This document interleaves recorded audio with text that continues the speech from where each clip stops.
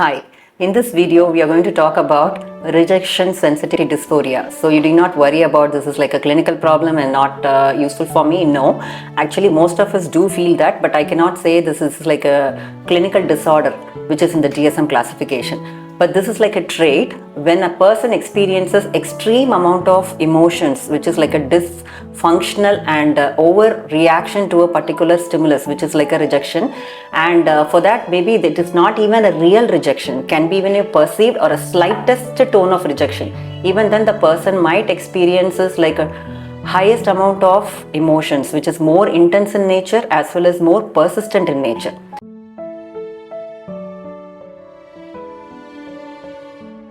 When anybody experiences this way, or if you know about anyone who experiences this kind of thing, because sometimes this experience is not only internal and you also can see, you can even feel that walking on eggshells and you really don't want to hurt this person because you know this person is sensitive. You would have heard this thing, oh my friend is so sensitive, don't tell this to her, don't tell that to her. So this is the kind of thing, and mostly this is seen in women and also in few in men also, in few instances in men also, but comparatively.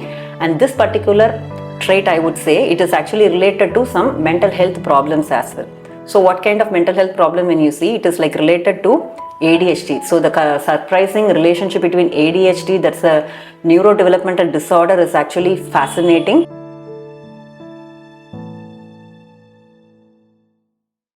As well as this particular RSD is also related to various personality disorders like borderline personality disorder and PTSD. PTSD is another condition. So we have this narcissistic personality disorder also as a connection with this actually. So, and also it is related to one more neurodevelopmental disorder called autism.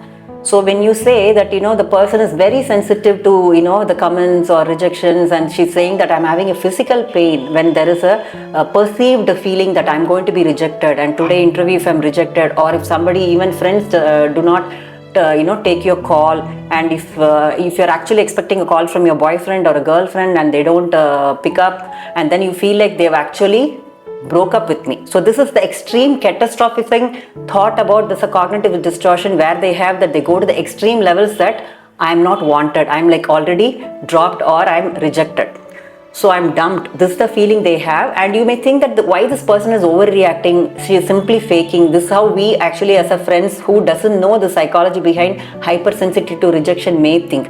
But that's not the case. From now on, we need to create this awareness among people who are actually suffering from this kind of feeling, because now I see in my experiences in counseling, I see a lot of my clients having these problems as well. We see in our friends network also people having this.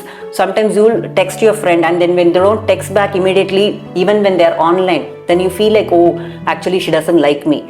And then if somebody does not invite you for a birthday party, then you feel like, they all hate me together. And if the team goes for outing and they didn't invite you, maybe there are other possible explanations about why it is happening. But people with this RSD, rejection sensitive dysphoria, they cannot think about any other explanation other than I am actually rejected, I am unwanted, I am abandoned. This is the only feeling, which actually creates a lot of emotions which are very confusing and very difficult to process. Like they are going to feel guilt, they're going to feel like sad, and they're going to feel a lot of various range of emotions which are very difficult for them to process. And sometimes the reaction to this RSD would be they may get extremely rage or aggressive. How can they do this to me? Or they can go down and feel very despair.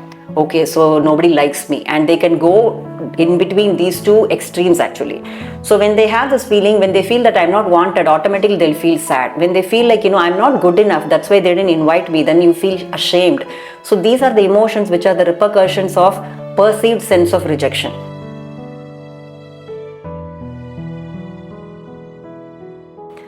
So what is the neuropsychology of it? So it's very interesting to know that even in a neural network, they are having a difference, because when, I don't know whether you heard about this thing like, limbic cortex and amygdala, even it is related. So this all just to tell in layman terms for you, to make you understand that it is not only psychological, or not just they are faking it, it is real.